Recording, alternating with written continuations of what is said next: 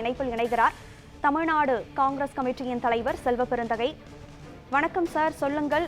மத்திய கல்வித்துறை அமைச்சர் திரு தர்மேந்திர பிரதான் முதலமைச்சர் மு க ஸ்டாலினுக்கு கல்வியை அரசியலாக்க வேண்டாம் என கடிதம் எழுதியிருக்கிறார்.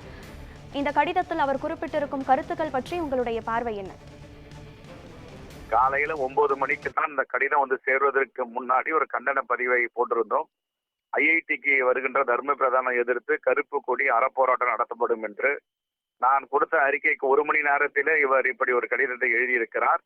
இதை வன்மையாக கண்டிக்கிறோம்.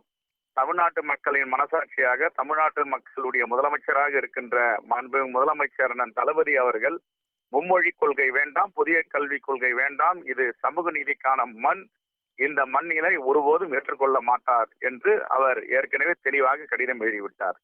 ஜவஹர்லால் நேரு காலத்திலிருந்து அவர் கொடுத்த வாக்குறுதி, அவர் கொடுத்த ஒப்பந்தம், இருமொழி கொள்கை கடைபிடிக்கப்படும், பயிற்று மொழியாக தாய்மொழி கல்வியாக என்னென்ன இருக்கிறது என்பதை பற்றி மிகவும் தெளிவாக கடிதம் மூலமாக கொடுத்திருக்கிறார்.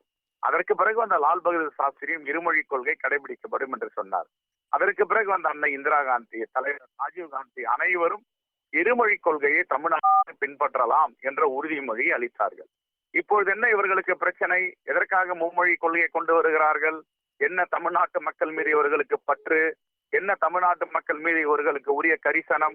அப்படி உண்மையிலேயே பற்றும் கரிசனமாக இருந்தால் காற்றாற்று வெள்ளம் கடந்த ஆண்டு வந்த பொழுது, பெருஆறு ஓடிய பொழுது எங்களுக்கு கிடைக்க வேண்டிய நிவாரண தொகையை, உரிமை தொகையை ஏன் இதுவரை கொடுக்கவில்லை, மறுதளிக்கிறார்கள்? பேரிடர் நிதியை ஏன் கொடுக்கவில்லை, மறுதளிக்கிறார்கள்?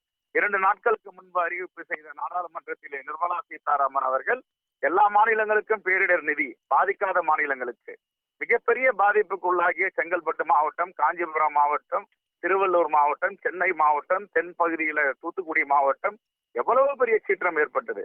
வரலாறு காணாத, 100 ஆண்டுகள் காணாத மழை, பெருவெள்ளம், காற்றாற்று வெள்ளம் வந்தது. அதற்கெல்லாம் நிதி ஒதுக்காதவர்கள் தமிழ்நாட்டு மக்கள் மீது கரிசனமாம் மும்மொழி கொள்கையை அமல்படுத்துவார்களாம். இவர்கள் நடைமுறைப்படுத்த வேண்டிய புதிய கல்விக் கொள்கையை நாங்கள் ஏற்றுக்கொள்ள வேண்டுமாம். எப்படி ஏற்றுக்கொள்ள முடியும்? எல்லா மாநிலங்களையும் இவர்கள் ஏமாற்றலாம், தமிழ்நாட்டை ஏமாற்ற முடியாது. ஏனென்றால் பெரும்பான்மை மக்களால் தேர்ந்தெடுக்கப்பட்ட மாண்பு முதலமைச்சர் அவர்கள் மிகவும் தெளிவாக இருக்கிறார். அடுத்த தலைமுறையின் மாணவ மாணவிகளுக்கு வழிகாட்டு முதலமைச்சராக இருக்கிறார், அக்கறை உள்ளவராக இருக்கிறார். இவரை இவர்கள் ஏமாற்ற முடியாது. இவர் புரிந்து கொள்ள வேண்டும், தன்னுடைய கொள்கையிலும் கோட்பாடிலும் பிடிவாதமாக உறுதியாக இருப்பவர் தான் தமிழ்நாட்டு முதலமைச்சர். ஆகவே இவர்கள் திரும்ப பெற வேண்டும். அரசியலில் ஆன்மீகத்தை கலக்க வேண்டாம், அரசியலை கல்வியில் புகுத்த வேண்டாம். இதுதான் எங்களுடைய எச்சரிக்கை ஒன்றிய அரசிற்கும் ஒன்றிய கல்வித்துறை அமைச்சருக்கும். நவோதயா பள்ளிக்கூடங்களை நரசிம்மராவ் அவர்கள் எடுத்துக்கொள்ளுங்கள், 20 கோடி ரூபாய் ஒரு பள்ளிக்கூடத்துக்கும் தருகிறேன், இருக்கின்ற 38 மாவட்டங்களிலும் 38 பள்ளிக்கூடத்தை தருகிறேன் என்று சொன்னார். அப்போது ஏற்றுக்கொண்டோமா? தமிழ்நாடு அரசு மறுதளித்தது. வேண்டாம், 20 கோடியும் வேண்டாம், உங்கள் நவோதயா வேண்டாம் என்று சொன்னார்கள். அதற்காக காங்கிரசுடைய பிரதமராக இருந்த நரசிம்மராவ் கொடுக்க வேண்டிய கல்வி உரிமை தொகையை கொடுக்க மறுதளித்தாரா? நிறுத்தினாரா? பிடிவாதமாக நவோதயா பள்ளிக்கூடை நீங்கள் எடுத்துக்கொண்டால்தான் நான் புதிய கல்விக் கொள்கையை எடுத்துக்கொண்டால் தான் நான் நிதி அளிப்பேன் என்று சொன்னாரா? அப்படி சொல்லவில்லை. கூட்டாட்சி தத்துவத்திற்கு ஆதாரமாக விளங்கியவர்கள், அரசியலமைப்பு சட்டத்தை மதித்த பிரதமர், காங்கிரஸ் பிரதமர்கள். ஆனால் இப்பொழுது மனுநீதி தர்மத்தையும் RSS உடைய சித்தாந்தத்தையும் விதைப்பதற்கு துடித்துக் கொண்டிருக்கிற பாஜக அரசு ஒருபோதும் எங்களுடைய தமிழ்நாட்டின் முதலமைச்சர் மக்களின் நன்மதிப்பை பெற்றவர், மக்கள் எல்லாம் அவரை நம்பி இருக்கிறார்கள், தமிழ்நாட்டின் உரிமை விட்டுக் கொடுக்க மாட்டார், இதில் வெற்றி பெறுவார். பிடிவாதமாக பாஜக அரசு இருந்தால் இது மக்கள் புரட்சியாக மாறுவதற்கு இந்த வாய்ப்பை கொடுத்து விடக்கூடாது என்பதுதான் எங்களுடைய பார்வை. ஆகவே இதை வன்மையாக கண்டிக்கிறோம். இன்னும் 2 நாட்களில் ஐஐடிக்கு வர இருக்கிறார். காங்கிரஸ் பேரியக்கத்தின் சார்பாக கருப்பு கொடி அறப்போராட்டத்தை நடத்த இருக்கிறோம்.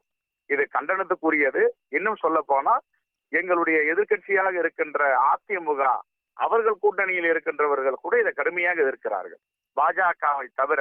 இதிலிருந்து என்ன தெரிகிறது என்றால், பாஜகவை மறைமுகமாக ஆதரிப்பவர்களும் நேரடியாக ஆதரிப்பவர்களும் இந்த மும்மொழி கொள்கையும் புதிய கல்விக் கொள்கையும் ஏற்றுக்கொள்ள முடியாது என்று சொல்லுகிறார்கள். ஏன் பாஜக தலைவர் மௌனம் காக்கிறார்? இதற்காக பாஜக தலைவர்கள் அமைதியாக இருக்கிறார்கள். அப்போது தமிழ்நாட்டு உரிமையை விட்டுக் கொடுத்து வடமாநில அரசியலை பண்ண போகிறார்களா? மனு தர்மத்தை ஏற்றுக்கொள்ள போகிறார்களா? அல்லது அவர்கள் விதிக்கின்ற RSS சித்தாந்தத்தை தமிழ்நாட்டு மக்கள் ஏற்றுக்கொள்ள வேண்டும் என்று எதிர்பார்க்கிறார்களா? ஒருபோதும் நடக்காது. தமிழ்நாட்டில் இருக்கின்ற முதலமைச்சர் வலிமையான முதலமைச்சர், திறமையான முதலமைச்சர், அனுபவம் வாய்ந்த முதலமைச்சர், மக்களுடைய நாடி துடிப்பு என்ன என்பதை அறிந்து மக்களாட்சி நடந்து கொண்டிருக்கின்ற முதலமைச்சர். இவர்களுடைய சித்து விளையாட்டுகள் தமிழ்நாட்டு முதலமைச்சரும் எடுபடாது, தோல்வியடைவார்கள். ஆகவே இதை திரும்ப பெறுவதுதான் அவர்களுக்கு அழகு. நன்றி சார். பாஜக ஆளாத மாநிலங்களிலும் கூட மும்மொழி கொள்கை தான் பயன்பாட்டில் இருப்பதாக மத்திய கல்வித்துறை அமைச்சர் தெரிவிக்கிறார்.